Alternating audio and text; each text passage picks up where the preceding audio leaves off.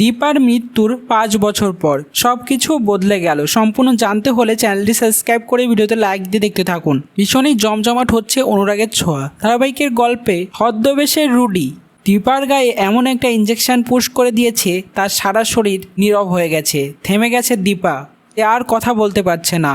সবাই ভেবে নিয়েছে যে দীপা মারা গেছে, এমনকি ডাক্তারও পর্যন্ত।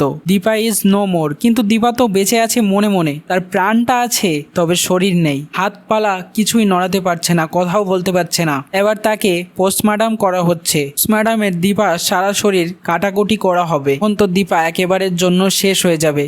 তো দুঃখের সঙ্গে সেটাই হবে। হওয়ার পর মৃত্যুর যেসব নিয়ম সবগুলো পালন করার পর কেটে যাবে কয়েকটা বছর। প্রায় 5 বছর কেটে যাবে অনুরাগের ছোঁয়া ধারাবাহিকের গল্প। তারপরই সব কিছু বদলে যাবে। দেখা যাবে আবারও ফিরে এসেছে দীপা, এবং সেটা একদম নতুন রূপে, নিউ লুকে। সে এখন আর কাউকে চেনে না। সূর্যর সামনে এসেছে সেই নতুন দীপা, এবং সূর্য বলছে, দীপা ম্যাডাম আপনি? তখন দীপা বলছে, কে দীপা ম্যাডাম, হোয়াট? প্রায় 5 বছর পর অনেক কিছু বদলে গেল ধারাবাহিকের গল্পে। কেমন লাগবে দীপা যদি এইভাবে নতুনভাবে 5 বছর পর ফিরে আসে? আর তোমরা অতি অবশ্যই কমেন্টসে জানিয়ে এখনই সাবস্ক্রাইব করে নাও আমাদের ইউটিউব চ্যানেল। ধন্যবাদ সবাইকে।